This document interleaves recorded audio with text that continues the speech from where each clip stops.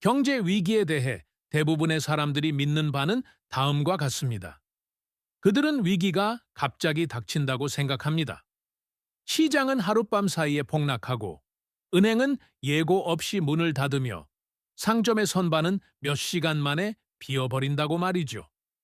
어느 날은 모든 것이 괜찮다가도 그 다음 날은 그렇지 않게 됩니다. 그리고 적절한 수준에서 적절한 정보에 접근할 수 없다면 그것이 다가오는 것을 알 방법은 없다고 믿습니다. 이는 설득력 있는 이야기지만 거의 완전히 틀린 이야기입니다. 왜냐하면 실제로 경제 붕괴가 전개되는 방식, 사후에 재구성된 버전이 아닌 실제 방식을 연구해 보면 현대사에서 발생한 모든 주요 위기 이전에는 수개월, 때로는 수년 동안 눈에 보이고 읽을 수 있으며 접근 가능한 경고 신호가 선행되었기 때문입니다. 기밀 보고서나 월 1만 달러짜리 금융 단말기에서가 아니라 식료품점, 주유소, 은행 로비, 약국줄, 그리고 동네에서 말입니다. 신호는 그곳에 있었습니다. 대부분의 사람들은 그것을 그냥 지나쳤습니다. 그들이 어리석어서가 아니라 무엇을 보고 있는지 몰랐기 때문입니다. 그것이 바로 빠져나온 사람들과 붙잡힌 사람들을 가르는 유일한 차이점입니다. 2013년 키프로스에서 예금주들은 단 한 번의 주말 사이에 저축액의 최대 50%를 잃었습니다. 신호는 이미 11개월 동안 방송되고 있었습니다. 1988년 동독에서는 일반 의약품이 약국에서 사라지기 시작했습니다. 18개월 후 정부는 더 이상 의약품을 수입할 여력이 없게 되었고 결국 소멸했습니다. 1997년 한국에서는 화폐 가치가 폭락하고 국가가 IMF로 가기 거의 1년 전부터 화물 회사들이 조용히 운영을 축소했습니다. 이러한 경고 중 비밀인 것은 없었습니다. 특별한 접근 권한이 필요한 것도 없었습니다. 무엇을 찾아야 하는지 아는 사람이라면 누구에게나 보였습니다. 이 영상이 바로 그것입니다. 9가지 신호, 각각은 9개의 서로 다른 국가에서 발생한 여러 역사적 위기 전반에 걸쳐 문서화되었으며 9가지 다른 유형의 경제 혼란을 가로지릅니다. 이 각각은 지금 2026년에 여러분의 휴대폰과 눈, 그리고 일주일에 45분만 투자하면 되는 개인적인 감시 루틴만으로도 관찰할 수 있습니다. 이 영상이 끝날 때쯤 여러분은 식료품점을 다르게 걷고 주유소 가격표를 다르게 보며 은행 알림을 다르게 읽게 될 것입니다. 정보는 항상 그곳에 있었기 때문입니다. 여러분이 쇼핑할 때마다 지금 당장 일어나고 있지만 아마 한 번도 눈치채지 못했을 신호부터 시작해 보겠습니다. 첫 번째 신호 이전의 규칙. 한 가지 원칙은 짧지만 우리가 다룰 그 무엇보다 중요합니다. 위기는 갑자기 일어나지 않습니다. 갑자기 드러날 뿐입니다. 무언가가 신문 한 면을 장식할 때쯤이면 그것은 이미 수개월 동안 여러분의 주변 환경에서 눈에 띄었을 것입니다. 한면 기사는 속보가 아닙니다. 이미 일어나고 있던 일을 시스템이 더 이상 숨길 수 없게 된 순간일 뿐입니다. 1946년 헝가리의 통화 붕괴, 2013년 키프로스의 은행 압류, 그리고 1970년대 초부터 균열이 시작된 베이루트에서 살아남은 사람들. 그들은 다른 모든 사람보다 더 똑똑하거나 인맥이 좋았던 것이 아닙니다. 주변의 모든 사람들이 헤드라인이 무엇을 생각해야 할지 알려주기를 기다리는 동안 그들은 자신의 환경을 읽고 있었습니다. 헤드라인은 후행 지표입니다. 그것은 이미 일어난 일을 설명합니다. 여러분의 식료품점은 선행 지표입니다. 주유소, 은행 앱, 약국, 그리고 동네의 매물 표지판도 마찬가지입니다. 이러한 환경은 여러분의 삶을 지탱하는 시스템의 구조적 건강 상태에 대한 실시간 정보를 방송합니다. 오늘 우리가 키우려는 기술은 헤드라인이 따라잡기 전에 그 방송을 읽어내는 능력입니다. 시작하죠. 식료품 저장실로 가보세요. 과자 한 봉지를 집으세요. 2년 전 같은 제품의 영수증을 찾아보세요. 라벨의 무게를 비교해 보세요. 만약 더 낮아졌다면 여러분은 이미 첫 번째 신호를 만난 것입니다. 이것이 슈링크플레이션입니다. 제조업체들이 가격은 안정적으로 유지하면서 단위 크기를 조용히 줄이는 것이죠. 이는 평상시에도 일상적인 마진 관리 차원에서 존재합니다. 위기 신호는 제품 하나가 작아지는 것이 아닙니다. 서로 관련 없는 여러 카테고리가 동시에 가속화될 때입니다. 이러한 패턴은 생산자들이 상향 단계에서의 비용 폭등을 단위 축소를 통해 흡수하고 있음을 의미합니다. 표시 가격을 올리면 고객을 잃을 것이기 때문입니다. 압박이 일반적인 가격 책정이 감당할 수 있는 수준을 넘어선 것입니다. 그들은 여러분이 다음 변화를 눈치채기 전에 각각의 변화를 정상으로 받아들일 것이라는 사실에 의존하여 작은 패키지를 통해 이를 서서히 방출하고 있습니다. 이것이 왜 지속적으로 탐지를 피하는지 그 이유가 여기 있습니다. 여러분의 뇌는 눈에 띄게 변하는 명시적 숫자인 가격을 추적하도록 진화했습니다. 하지만 여러분의 뇌는 부피에 대해 신뢰할 수 있는 기준점을 거의 가지고 있지 않습니다. 대략 비슷하게 느껴지는 봉지는 같은 제품으로 등록됩니다. 제조업체들은 어리석음을 이용하는 것이 아니라 인간 인지 구조의 특정 설계를 이용합니다. 1945년 부다페스트에서 한 제빵사는 더 작은 빵을 같은 가격에 팔았습니다. 그의 손님들은 그것이 전후 조정 과정이라고 생각했습니다. 그들은 기록된 역사상 여전히 최악으로 꼽히는 1946년 헝가리의 초인플레이션, 붕괴의 서막을 보고 있었습니다. 더 작은 빵은 위기 그 자체가 아니었습니다. 그것은 선행 지표였습니다. 2026년 농산물 수입에 대한 관세 영향의 첫 번째 파동이 국내 공급망을 통해 이동하고 있습니다. 올해 초부터 주요 식품 제조업체들은 수십 개의 제품 라인 전반에서 패키징 규격을 동시에 수정했습니다. 이러한 동시적인 다중 카테고리 가속화가 바로 신호입니다. 매장에 갈 때마다 선반 가격이 아니라 단위 무게를 사진으로 찍으세요. 정기적으로 구매하는 5가지 제품의 무게를 말입니다. 4주간의 사진은 4개월간의 경제 뉴스보다 더 많은 것을 알려줍니다. 한 번의 축소는 정상입니다. 6개월 이내에 동일 제품에서 2번 발생한다면 상향 단계의 압박이 해결되지 않았음을 의미합니다. 3번이라면 상황이 악화되고 있다는 뜻입니다. 변화 그 자체가 아니라 변화의 속도가 신호입니다.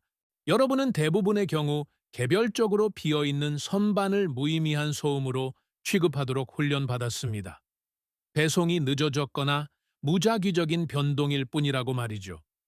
여기 그 계산을 완전히 바꿔놓는 구분이 있습니다. 브랜드 하나가 없는 것은 제조사 하나의 문제입니다. 동일한 제품 카테고리에서 3개의 서로 다른 브랜드가 동시에 부재하는 것은 유통사의 신호입니다. 공급망 링크가 동일한 지역 네트워크에서 공급받는 여러 제조업체에 한꺼번에 영향을 미칠 만큼 충분한 스트레스를 받고 있다는 것입니다. 하인즈 케첩이 품절되었다면 하인즈에 문제가 생긴 것입니다.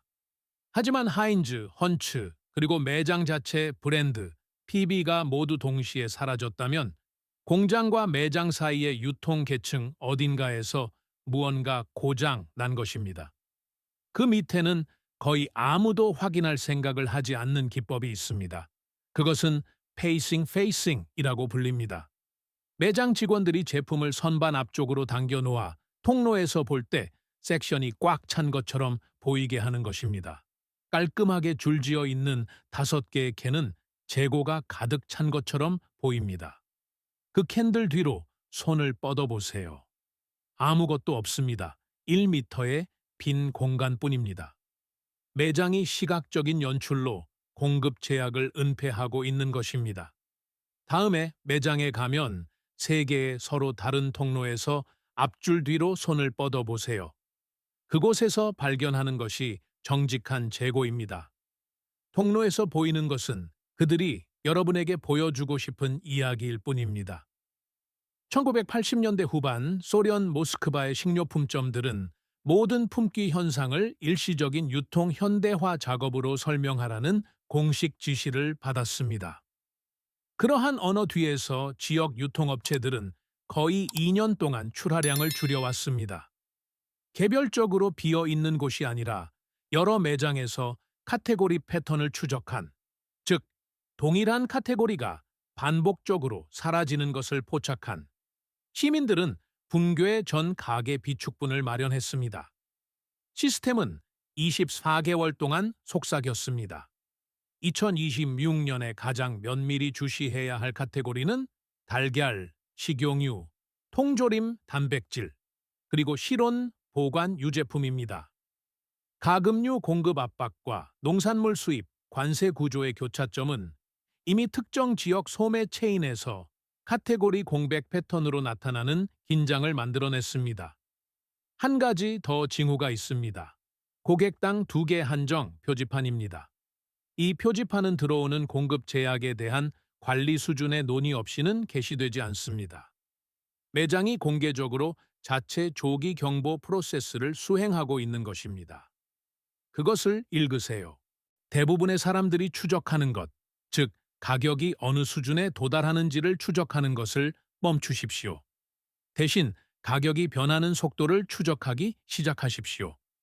정상적인 인플레이션에는 리듬이 있습니다. 1월에 3.49달러였다가 7월까지 3.779달러가 되는 시기입니다. 6개월 동안 한 번의 변화입니다. 흡수되고 잊힙니다. 시스템 스트레스는 다르게 보입니다.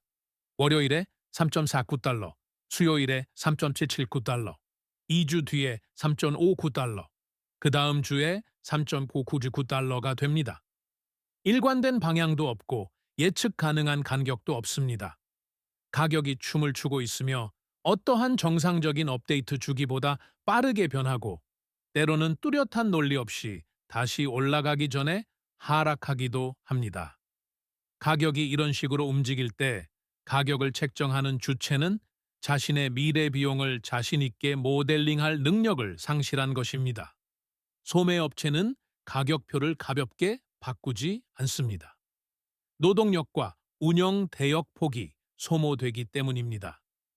여러 제품에서 동시에 비정상적인 빈도로 변화가 일어날 때 상향 단계의 전체 비용 구조가 능동적인 불안정 상태에 있는 것입니다. 체인에 있는 그 누구도 앞날을 계획할 수 없습니다. 2007년 짐바브웨 하라레에서 가격 수정 빈도는 뒤따른 붕괴에 가장 신뢰할 수 있는 선행 지표였습니다. 초인플레이션 정점에 도달하기 6개월 전, 가격은 매일 여러 번 바뀌었습니다.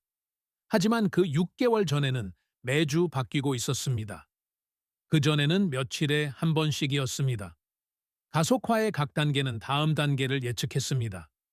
가격이 어느 수준에 도달했는지가 아니라 얼마나 자주 수정되는지를 추적한 경제학자들은 대중이 상황을 파악하기 몇 달 전에 그 궤적을 설명했습니다. 정부는 결국 법으로 비용을 동결하기 위해 가격 통제 조사관을 배치했습니다. 정부가 무력으로 가격 신호를 억제할 때 항상 일어나는 일은 다음과 같습니다. 제품이 사라집니다. 상인들은 대체 원가보다 낮은 가격에 판매하는 것을 중단합니다. 가격표의 숫자는 법으로 정할 수 있지만 그 아래에 무엇이 나타날지는 법으로 정할 수 없습니다. 쇼핑할 때마다 동일한 10개 제품의 가격표를 사진으로 찍으세요. 한 달에 제품당 변화 횟수를 세어보세요. 30일 동안 동일 품목에서 2번의 변화가 있다면 황색 경고입니다. 3번이라면 적색 경고입니다.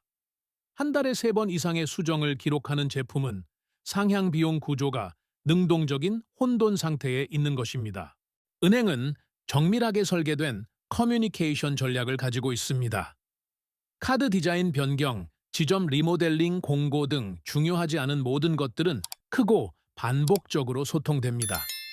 결정적으로 중요한 모든 것들은 각주나 작은 글씨로 전달되거나 아예 전달되지 않습니다. 은행이 여러분의 돈에 대한 접근권에 영향을 미치는 무언가를 변경할 때 여러분은 사전에 알림을 받지 못할 것입니다.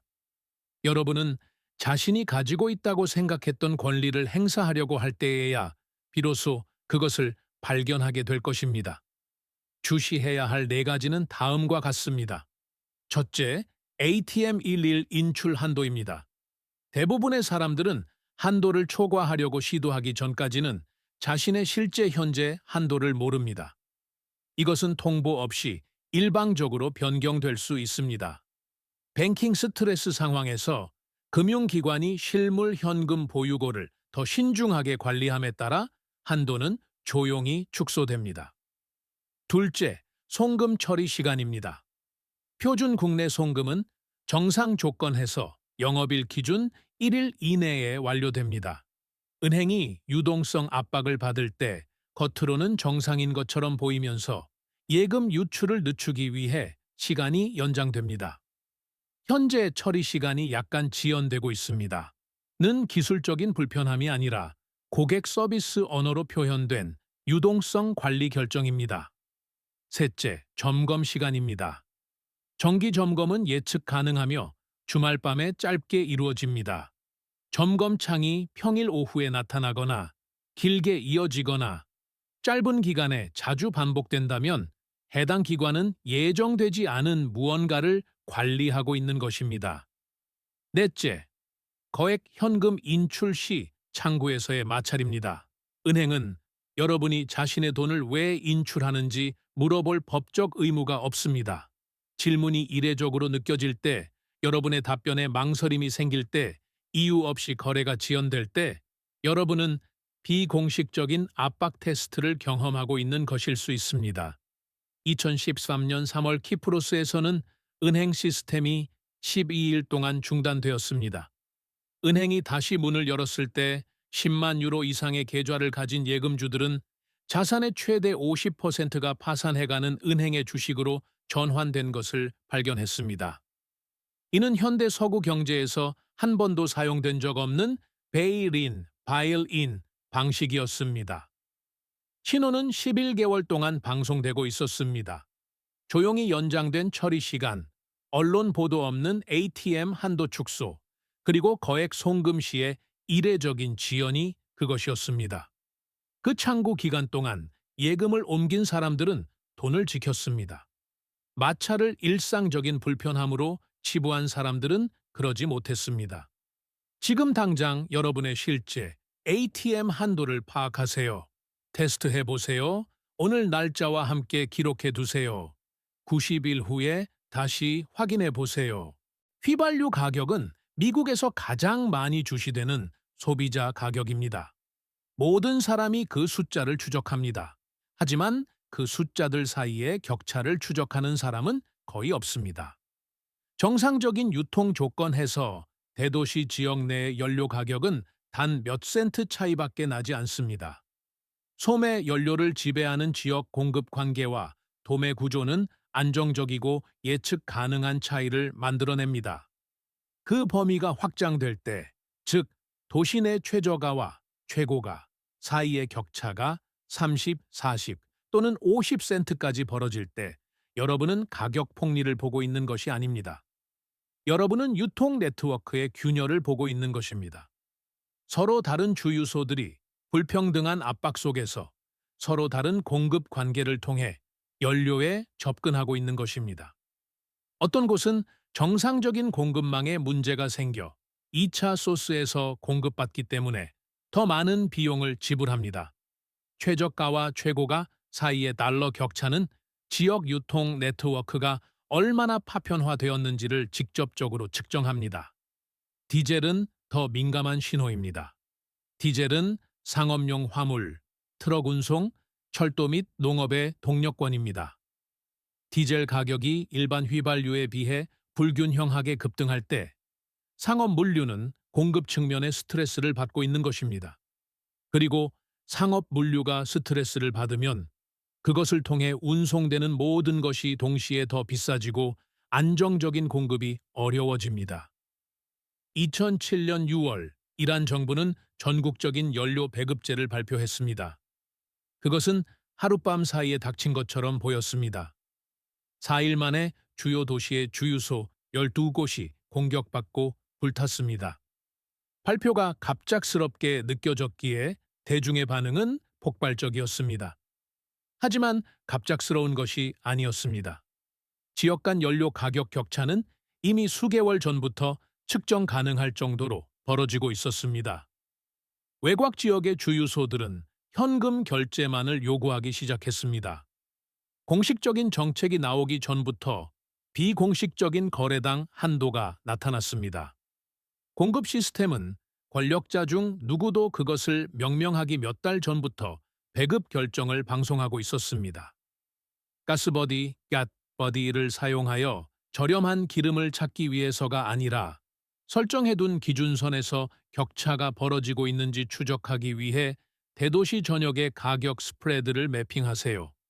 또한 이전에 카드를 받았던 주유소에 붙은 현금 전용 표지판을 주의 깊게 보세요. 운영자가 카드 결제를 중단하면 운영 마진이 더 이상 프로세싱 비용을 감당하지 못한다는 뜻입니다. 동일한 신호가 단일 주유소 규모에서 나타나는 것입니다. 여러분의 집에 있는 모든 제품은 그곳에 도달하기 위해 적어도 한 번은 바다를 건넜습니다. 현대 소비자 경제는 운영 측면에서 공장, 항구, 유통센터, 그리고 매장 사이를 이동하는 컨테이너들입니다. 그 이동의 속도와 부피가 공급망의 실제 심장 박동입니다. 주식시장이나 GDP가 아니라 바로 그 박스들이 말이죠. 그 심장 박동이 느려지면 그 효과가 여러분의 문 앞에 도달하기까지 수개월이 걸리지만 기록된 데이터상에서는 예외 없이 일관되게 도달합니다. 시스템은 작동을 멈추기 전까지는 보이지 않으며 멈추는 순간 텅 빈 선반과 수개월 단위의 배송 기간을 통해 실패를 알립니다. 하지만 지금 여러분의 휴대폰에는 사용할 수 있는 대리 신호가 있습니다. 여러분의 아마존 배송 예정일은 여러분의 우편번호 지역 내 물류 역량에 대한 실시간 운영 측정치입니다. 이는 여러분의 지역을 담당하는 지역 유통 허브에 얼마나 많은 재고가 비축되어 있는지, 그리고 그 허브가 현재 얼마나 많은 처리 용량을 갖추고 있는지를 반영합니다. 아마존이 여러분의 지역에서 더 이상 일관되게 2일 배송을 보장할 수 없다면 그 허브는 노동력 부족, 시설 제약 또는 보충 속도보다 빠르게 소진되는 상향 재고 문제로 인해 저하된 용량으로 운영되고 있는 것입니다. 여러 판매자를 가로질러 이를 관찰하세요. 만약 여러분의 지역에서 서로 관련 없는 제품 카테고리의 제3자 판매자들이 모두 동시에 배송 예정일을 연장하고 있다면 그것은 개별 판매자의 비효율이 아니라 시스템적인 물류 신호입니다. 긴급 IMF 개입이 필요했던 1997년 한국의 위기는 공개적으로 인정되기 거의 1년 전부터 화물 부문에서 신호를 보내고 있었습니다. 국내 최대 물류 업체 중 2곳이 조용히 함대 확장을 동결하고 장비 리스를 연기하며 국내 배송 일정을 연장했습니다. 개별적으로는 뉴스거리가 아니었지만 같은 기간 여러 물류 회사를 가로질러 보았을 때 패턴은 명확했습니다. 경제가 공식적으로 잘못되었다고 인정하기 전에 화물 부문은 위축되고 있었습니다. 5개월 후 한국 원화는 폭락했고 국가는 IMF로 갔습니다. 서로 다른 소매업체에서 주문한 최근 5개의 주문을 검토하세요. 약속된 배송일과 실제 배송일을 기록하세요. 매달 추적하세요. 한 번의 지연이 아니라 일관된 패턴으로 나타나는 연장 추세는 금융권의 어떤 분석가도 복제할 수 없는 현장 수준의 물류 신호입니다. 4개월 동안 떠있는 공고, 채워지지 않은 채 매달 다시 올라오는 직무, 한 번 전화하고 사라지는 리크루터. 여러분은 아마 이것을 기업의 관료주의 정도로 치부했을 것입니다. 때로는 그것이 맞습니다. 하지만 이 패턴이 여러 부문의 여러 회사에서 동시에 광범위하게 나타날 때 이를 유령 일자리 (ghost job)라고 부릅니다. 그리고 이것은 단기 경제에 대한 기업의 신뢰도를 측정하는 선행 지표입니다. 기업들은 투자자, 경쟁사, 그리고 직원들에게 건강함을 알리기 위해 채용 공고를 게시합니다. 하지만 그들은 단기 수익에 대해 진심으로 확신할 때에만 실제로 채용을 집행합니다. 그 확신이 증발했지만 신호를 보내야 한다는 압박이 남아 있을 때 예산은 동결되면서도 공고는 계속 떠 있게 됩니다. 유령 일자리는 헌신을 미루면서도 자신감을 연기하기 위해 존재합니다. 노동통계국은 졸TS 보고서, 구인 및 이직 설문조사를 통해 이를 추적합니다. 실업률은 후행 지표입니다. 그것은 누가 이미 직업을 잃었는지를 알려줍니다. 구인 건수와 실제 채용 건수 사이의 졸TS 비율은 선행 지표입니다. 이는 기업들이 공개적으로 광고하려는 내용과 구별되어 재정적으로 기꺼이 헌신하려는 바를 측정합니다. 그 비율이 급격히 갈라질 때 여러분은 기업의 성과와 기업의 현실 사이의 간극을 측정하고 있는 것입니다. 1990년부터 시작된 일본에서 대기업들은 주요 신문에 상당한 규모의 채용 공고를 계속 냈습니다. 니케이 지수가 분명히 긴 하락세를 시작했음에도 불구하고 거대 게이레스 케이레츠 재벌들은 기관의 체면을 세우기 위해 채용 광고를 유지했습니다. 그 광고들 뒤에는 체계적인 채용 동결이 있었습니다. 직무는 게시되고 프로세스는 시작되었지만 어떤 후보자도 결코 적합하지 않았습니다. 이것은 자산 가격 폭락이 이미 데이터에 명확히 기록된 후에도 수개월 동안 계속되었습니다. 뒤따른 것은 일본의 잃어버린 10년이었습니다. 유령 일자리는 기관들이 사적으로는 광고하던 확장을 미루면서 공적으로는 자신감을 연기하던 메커니즘이었습니다. layoff.fy와 trueup.io는 기업 발표와 규제 서류를 통해 실제 해고 및 채용 동결에 대한 실시간 데이터를 집계합니다. 매주 방문하세요. 여러분의 고용과 관련된 산업에서의 채용대 퇴사 균형을 추적하세요. 제조업과 물류업에서 광고된 구인과 실제 채용 활동 사이의 간극이 가장 날카롭게 벌어질 때 실물 경제는 주류 서사가 그것을 명명할 언어를 찾기도 전에 수축 신호를 보내고 있는 것입니다. 미국은 자체 의약품을 거의 생산하지 않습니다. 미국 의약품에 들어가는 활성 원료 의약품 API의 약 80%가 인도와 중국에서 생산됩니다. 이들은 거의 모든 것보다 비용 효율성을 최적화한 적기 생산, just in time, 공급 시스템을 통해 이동합니다. 적기 생산은 효율적이지만 동시에 취약합니다. 안전 재고를 제거함으로써 얻는 이득은 회복 탄력성을 희생한 대가로 직접 구매하는 것입니다. 무역 갈등, 제조 중단, 물류 병목 현상 등 공급망에 지장을 주는 일이 발생하면 완충 장치가 없습니다. 혼란은 시스템을 통해 환자에게 즉각 전달됩니다. 의약품 품절은 예측 가능한 순서를 따릅니다. 첫 번째 희생양은 항상 제네릭 복제약, 즉 마진이 가장 낮고 대체 가능성이 가장 높은 약입니다. 여러분이 제네릭을 요청했는데 약사가 대신 브랜드 약을 제안한다면 제네릭 공급에 제약이 생긴 것입니다. 다음으로 브랜드 약이 백오더 2월 주문 상태가 됩니다. 2주가 4주가 되고 예상 날짜가 없어집니다. 그러다 결국 의약품은 기약 없이 사라집니다. 소화용 제형은 항상 가장 먼저 나타나는 지표입니다. 액상 항생제, 어린이용 해열제 등은 부피가 가장 작고 마진이 가장 좁으며 공급망 어디에도 완충 재고가 거의 없습니다. 어린이용 아모시실린이 한 지역의 여러 약국 체인에서 동시에 백오더 상태가 된다면 그 혼란은 소매점에서 아직 눈에 띄지 않는 다른 의약품 카테고리로 거의 확실히 확장된 것입니다. 동독에서는 1989년 11월 베를린 장벽이 무너지기 약 18개월 전부터 서구권 의약품이 약국에서 사라지기 시작했습니다. 대기 시간은 며칠에서 몇 달로 늘어났습니다. 시민들은 서독 친척들로부터 개인적인 배송을 수배했습니다. 실제 원인은 서구의 제조 실패가 아니라 동독의 외환 보유고 위기였습니다. 국가는 서구 수입품에 지불할 경화 hard currency가 고갈되고 있었습니다. 약국들은 이미 텅 비어버린 통화 시스템의 증상을 보여주고 있었던 것입니다. 정부는 그것을 일시적인 공급 조정이라고 불렀습니다.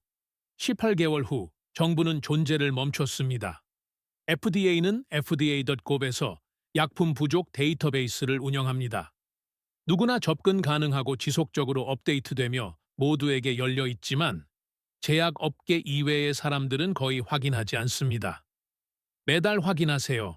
전체 건수와 어떤 치료 카테고리가 추가되고 있는지 추적하세요. 목록이 희귀 전문 의약품이 아니라 흔하고 광범위한 질환용 약으로 확대될 때 여러분은 대부분의 사람들이 무엇을 보고 있는지 이해하기 수개월 전부터 공급망 신호를 지켜보고 있는 것입니다. 개별적인 매물 표지판은 아무 의미가 없습니다. 이혼, 은퇴, 이사 등은 흔한 일입니다. 어떤 진지한 분석가라도 그렇게 말하겠지만 대규모의 부동산은 환경이 생산하는 가장 정직한 종합 경제 데이터입니다. 부동산 가격은 특정 장소의 미래 가치에 대한 수천 명의 개인 행위자들의 집단적인 미래 판단을 나타냅니다. 그 집단적 판단이 바뀔 때 그것은 공식 통계가 아직 포착하지 못한 정보를 표현합니다. 신호는 특정한 조합으로 나타납니다. 동일 지역에서 재고는 늘어나는데 임대료는 동시에 떨어지는 것입니다. 빠져나갈 수 있는 부동산 소유주들은 보유하는 대신 판매를 선택하고 있습니다. 이는 장기적인 위험 조정 수익률이 더 이상 그곳에 자본을 두는 것을 정당화하지 못한다는 판단입니다. 집주인들이 임대료를 깎는 이유는 임차인 풀이 줄어들거나 재정 능력이 하락하고 있기 때문입니다. 이 두 가지가 함께 일어날 때 스마트머니는 공포에 진렵하는 것이 아니라 떠나고 있는 것입니다. 계산을 마쳤고 그 답이 마음에 들지 않는 사람들의 조용하고 의도적인 탈출입니다. 지금까지 만들어진 가장 의도치 않게 유용한 선행 경제 지표 중 하나는 유하울의 편도 렌탈 가격 구조입니다.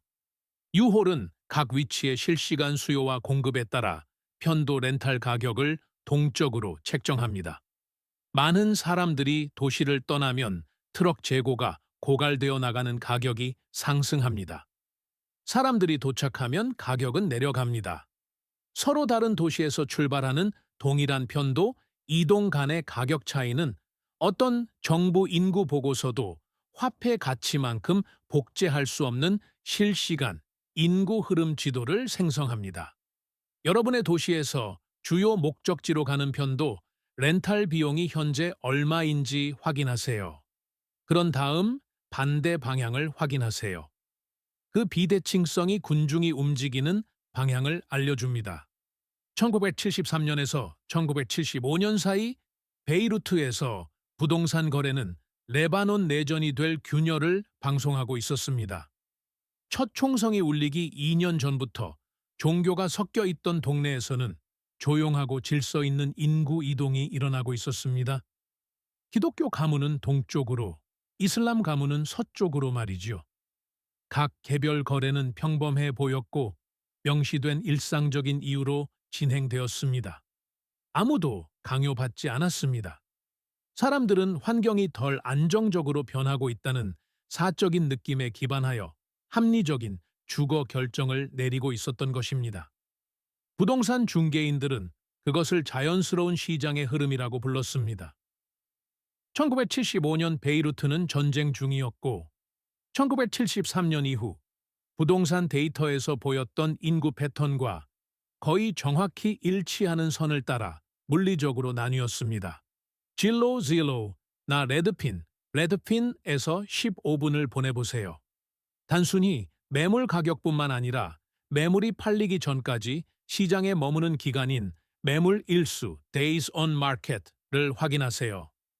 평균 일수가 늘어나면서 가격 인하가 많아지고 동시에 신규 매물 물량이 증가한다면 판매자가 구매자보다 더 절박한 것입니다. 그 비대칭성이 해당 지역의 궤적에 대한 집단적인 미래 평가입니다. 그것이 지역 뉴스가 되기 전에 여러분의 지역에 대해 무엇을 말하고 있는지 파악하십시오. 9가지 신호, 9국가, 9가지 다른 유형의 위기. 모든 붕괴 전에 정보는 가시적이었습니다. 이제 여러분은 그것으로 무엇을 하시겠습니까? 시스템을 설명하기 전에 한 가지 정직한 틀을 짚고 넘어가겠습니다. 현실적인 점검이죠. 대부분의 채널은 충분히 만족스럽지 않다는 이유로 이 부분을 건너뛰지만 이것은 우리가 다룬 그 어떤 것보다 중요합니다. 이 9가지 신호 중 그 어떤 것도 단독으로는 결정적인 의미를 갖지 않습니다. 단 하나도요. 개별적인 변화는 소음입니다. 공급망은 유연하게 움직입니다. 시장은 숨을 쉽니다. 은행은 일반적인 일정에 따라 인프라를 업데이트합니다. 만약 여러분이 이 신호들 하나하나를 화재 경보처럼 취급한다면 여러분은 지난 0번의 경제 붕괴 중 10번을 예측한 사람이 될 것입니다. 여러분은 번아웃 될 것입니다. 자신에 대한 신뢰는 침식될 것이고 진짜 수렴이 실제로 닥쳤을 때 여러분은 그것을 무시하도록 스스로를 훈련시키게 될 것입니다. 패턴이 신호입니다. 변화의 속도가 신호입니다. 동일한 관찰창 안에서 서로 다른 카테고리의 여러 신호가 수렴하는 것, 그것이 신호입니다. 현대 역사 기록에서 단 하나의 경고 지표만 선행된 경제 위기는 없습니다. 모든 은행 동결, 모든 통화 붕괴, 진정한 민간의 고통을 초래한 모든 공급망 파열 전에는 클러스터 군집가 있었습니다. 즉, 여러 카테고리가 동시에 악화되는 현상 말입니다. 클러스터는 배경 변동과 시스템적 악화를 구분해주는 요소입니다. 하나의 신호가 비정상적으로 움직이나요? 기록해 두세요. 같은 달에 서로 다른 카테고리에서 2개의 신호가 나타나나요? 관찰 빈도를 높이세요. 같은 달에 서로 다른 카테고리에서 3개 이상의 신호가 나타나나요? 관찰에서 준비로 넘어가세요. 두 번째 진실은 이렇습니다. 신호가 실제일 때조차 타이밍을 잡는 것은 어렵습니다. 경제는 합리적인 분석이 예측하는 것보다 훨씬 더 오래 구조적 스트레스를 견뎌냅니다. 정치적 개입과 기관의 부정은 조기 경보와 실제 충격 사이의 간극을 수개월 또는 수년 동안 연장할 수 있습니다. 신호는 어느 방향으로 움직여야 할지, 무엇을 준비해야 할지를 알려주지만 날짜를 알려주지는 않습니다. 신호가 날짜를 알려줄 것이라 기대하는 것은 사람들이 지속 불가능하게 과잉 준비를 하거나 예상된 일정에 아무 일도 일어나지 않았다는 이유로 진정한 패턴을 무시하게 만드는 요인이 됩니다. 이 신호들이 여러분에게 주는 것은 리드 타임, 준비 시간입니다. 역사적으로 그것만으로도 충분했습니다. 여기에 여러분의 개인적인 조기 경보 시스템이 있습니다. 일주일 중 사흘, 총 45분입니다. 그것이 전부입니다. 월요일은 시장 스캔의 날입니다. 여러분은 이미 상점에 있습니다. 매주 구매하는 5가지 제품의 단위, 무게나 개수를 사진으로 찍으세요. 선반 가격이 아니라 무게입니다.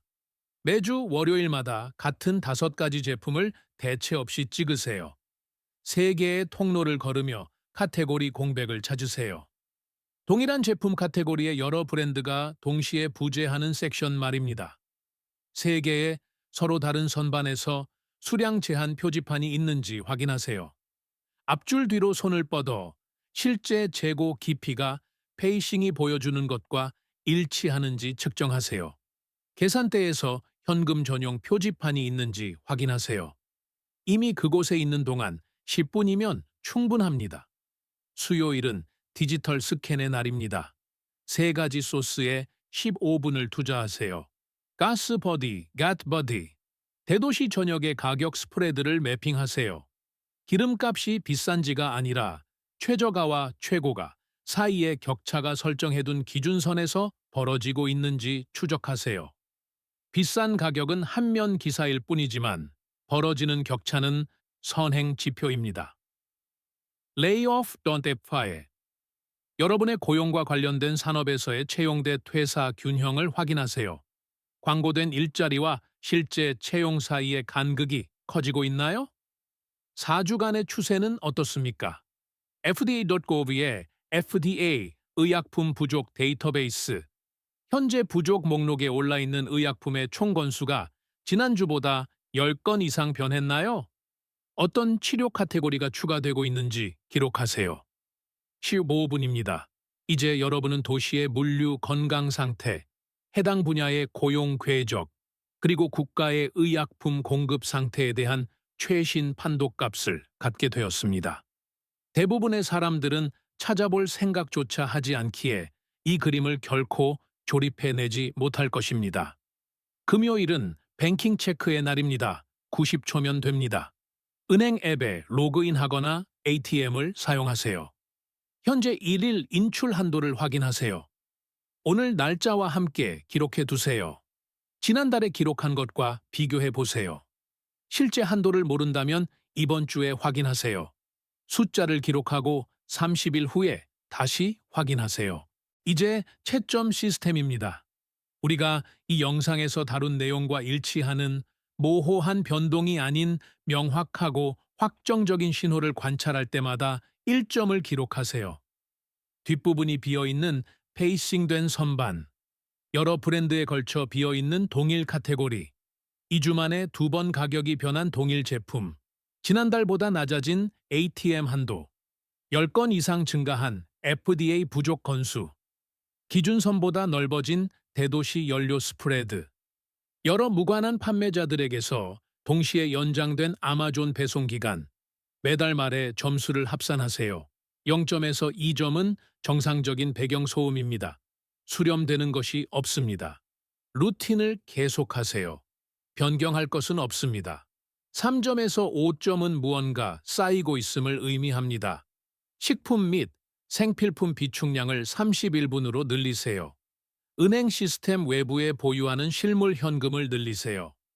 6점에서 8점은 여러 시스템이 동시에 스트레스를 받고 있음을 의미합니다.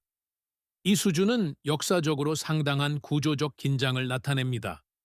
비축량을 91분으로 늘리세요. 의약품 공급, 연료 저장, 그리고 전통적인 기관 외부의 금융 포지션을 재점검하세요. 한 달에 9점 이상은 다중 시스템 수렴입니다.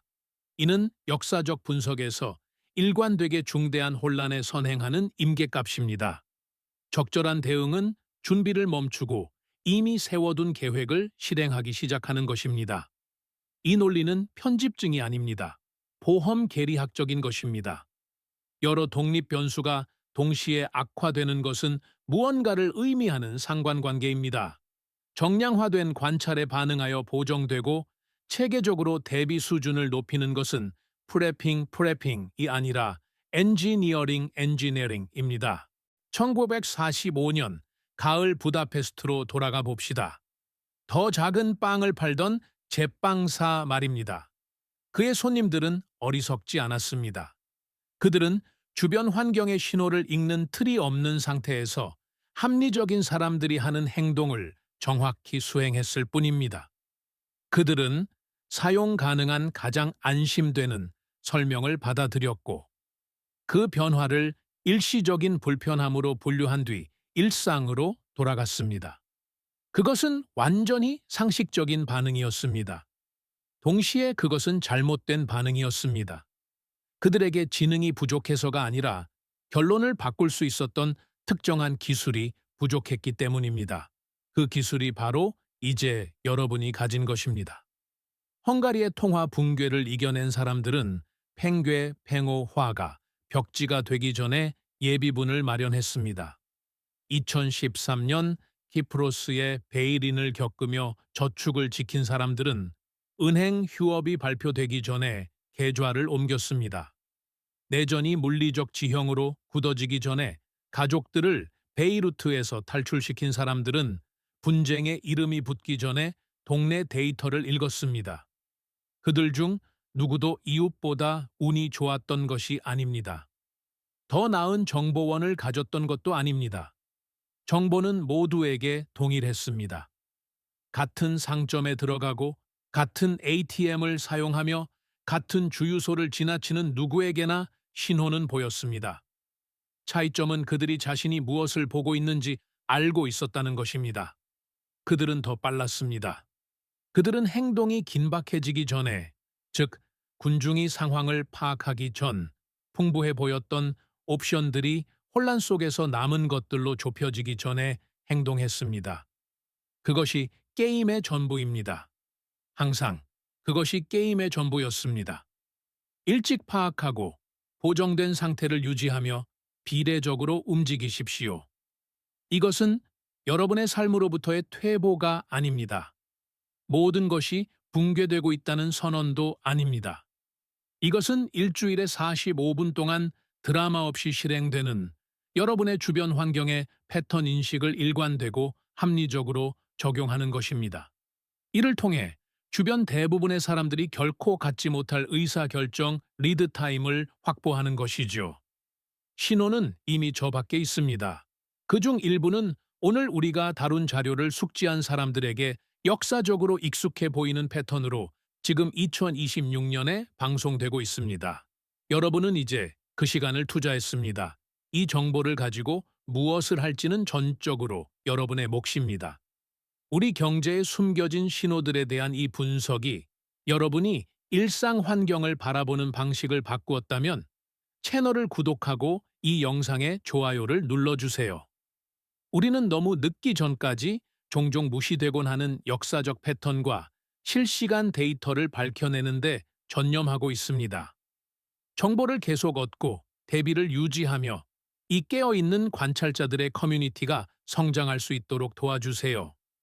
우리 역사의 다음 장은 지금 이 순간에도 상점의 통로와 주유기 앞에서 쓰여지고 있습니다. 다음 업데이트를 놓치지 마세요.